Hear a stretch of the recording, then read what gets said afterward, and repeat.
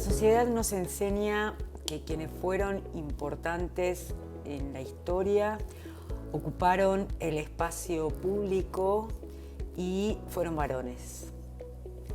Por su parte, las tareas de cuidado y las actividades que transcurren en el espacio privado o en las pequeñas comunidades territoriales son de poca importancia y en general están a cargo de las mujeres.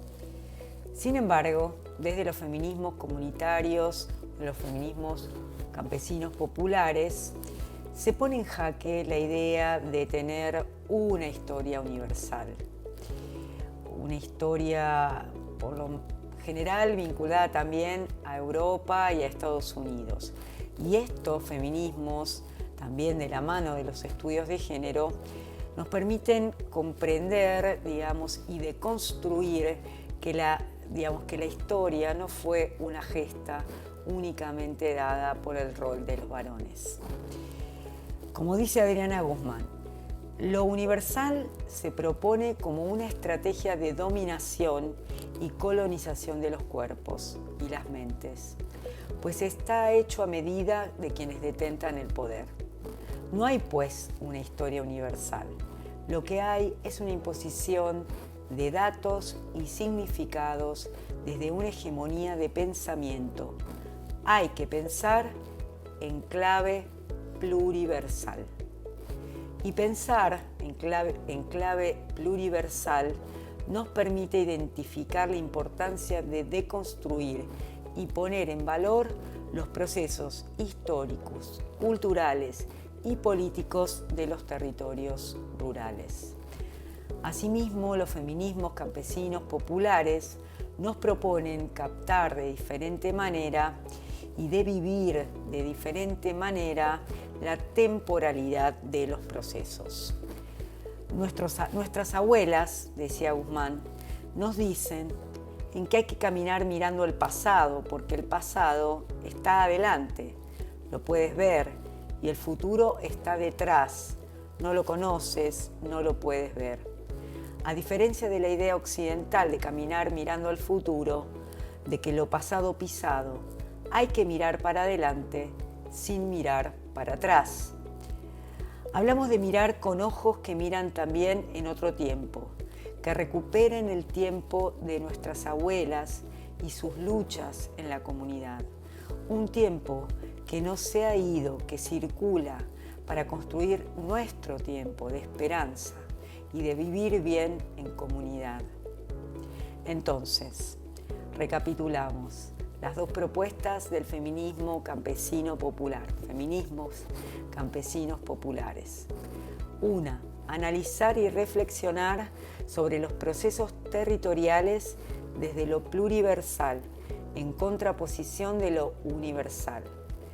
El punto de partida de esta propuesta es la afirmación de la diversidad humana, cultural y natural, como las mayores riquezas de la humanidad.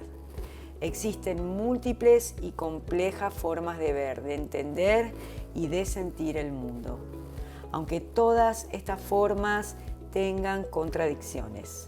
El horizonte pluriversal es un mundo donde quepan muchos mundos, como decía el Ejército Zapatista de Liberación Nacional. La segunda cuestión que nos traen los feminismos campesinos y populares es que debemos comprender la temporalidad de los procesos territoriales como presentes, forjados en trayectorias que hacen el futuro comunitario. Quizá algunos de ejemplos concretos para ver este pasado que se vive en el presente, sí, y que nos permite cuidar el futuro, ¿no? Los saberes ancestrales, los saberes de nuestras abuelas, que van desde la medicina hasta la conservación de todos los bienes naturales.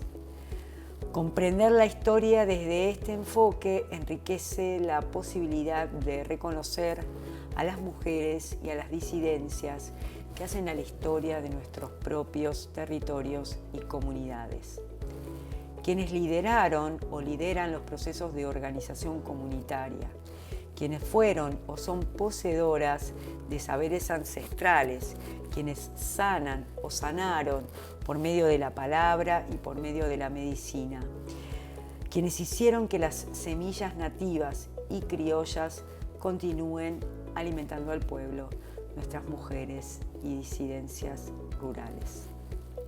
Por otro lado, profundizando un poco más, podemos sostener que los cuerpos de las mujeres campesinas e indígenas, lideresas y no lideresas, pero de América Latina, reflejan la multiplicidad de derechos vulnerados, de opresiones mayoritariamente silenciada en todos los libros de historia, en todos los diarios actuales, en las redes. Por eso recuperar la historia de vida y de lucha de todas las lideresas o personas importantes, mujeres importantes y diversidades de nuestras comunidades nos da la posibilidad justamente de identificar los conflictos territoriales, las luchas y las estrategias que se han desarrollado para resistir y derrumbar los intereses neoliberales y también este sistema patriarcal.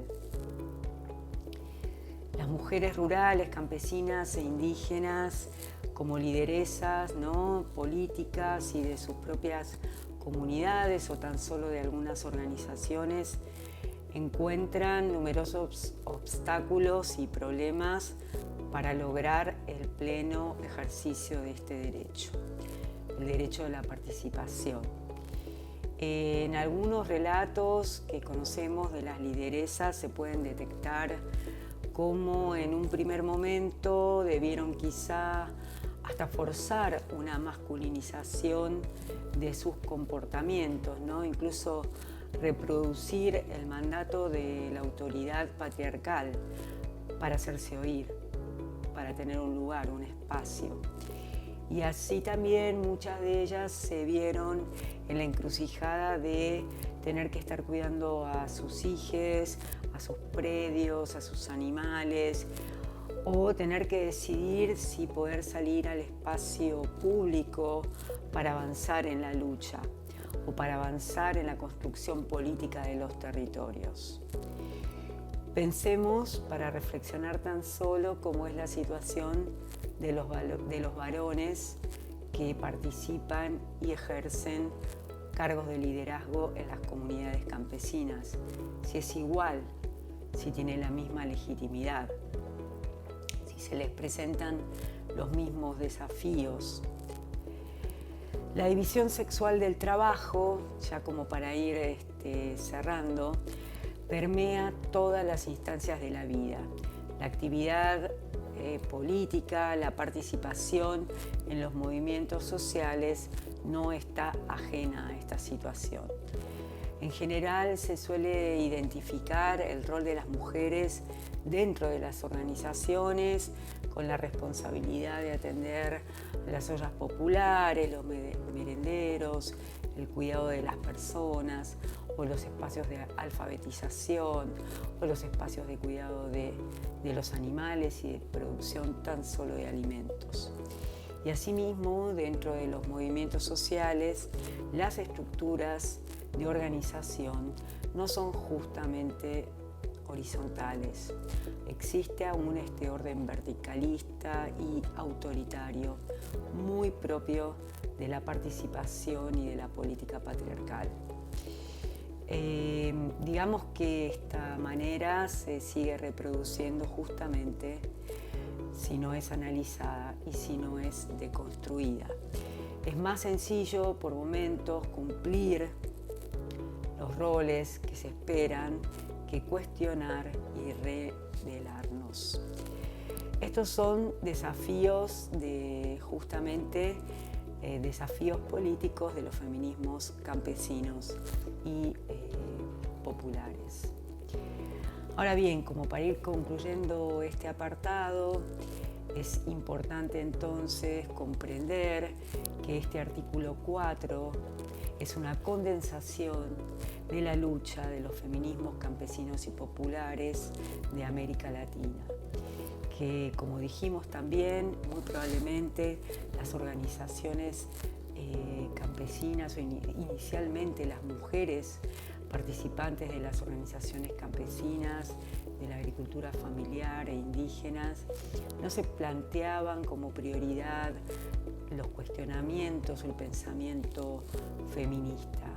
Sin embargo, a la luz, digamos, de las reivindicaciones que trajeron estas organizaciones campesinas con respecto a la defensa del propio territorio, la posibilidad de una reforma agraria integral, soberanía alimentaria, etc., a la luz y al calor de estas banderas se fueron construyendo organizaciones de mujeres y también espacios feministas y de género dentro de organizaciones campesinas más amplias. Como mencionamos anteriormente, dentro de los feminismos campesinos y populares se plantea la cuestión de los cuerpos, mi cuerpo, mi territorio. Esto ha sido casi un dispositivo pedagógico que muchas veces ha permitido comenzar a comprender la violencia vivenciada en los territorios campesinos, indígenas, para poder pensarla desde afuera hacia adentro. ¿Cuáles son las violencias que se viven en los territorios? ¿De qué manera se lucha contra esas violencias? ¿Cómo se defienden esos territorios? Y luego pensar al propio cuerpo como un territorio y pensar la misma clave, cuáles son las violencias que sufren nuestros cuerpos y de qué manera, como mujeres y disidencias, nos damos estrategias para defenderlo. De alguna manera esto remite a la frase: lo personal es político, y esta es una clave muy importante para comprender, ¿no?, que cada mujer y cada diversidad tiene una experiencia y una historia individual. Y cuando logramos desarrollar la conciencia política de la propia historia, logramos historizar las experiencias de las demás mujeres y de las demás diversidades y entender que todas y todos somos parte de una historia colectiva.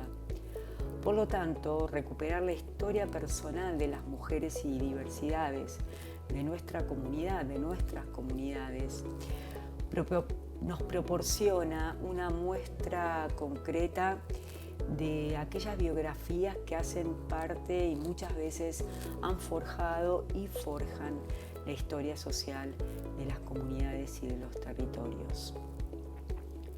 La segunda cuestión también es poder comprender, ¿no?, algo que una autora que se llama Lagarde denomina la genealogía femenina. Esta autora nos propone construir una conciencia genealógica de género, lo cual contribuye justamente a ampliar la autoestima individual y colectiva, hacer que nuestras ancestras no mueran, que permanezcan en esa memoria colectiva sobre las mujeres, que se puedan transmitir su experiencia y su sabiduría. Esto último quizás es lo que vemos cotidianamente en las mujeres rurales, campesinas e indígenas, la sabiduría ancestral de las abuelas y de las madres. Transmitir la importancia y cómo realizar, por ejemplo, el cuidado de las semillas nativas y criollas, cómo preparar las medicinas, cómo tejer, cómo preparar los alimentos, cómo preparar los remedios caseros, curar enfermedades con hierbas medicinales, etc. Todos estos saberes y prácticas no son ni más ni menos que una genealogía de género.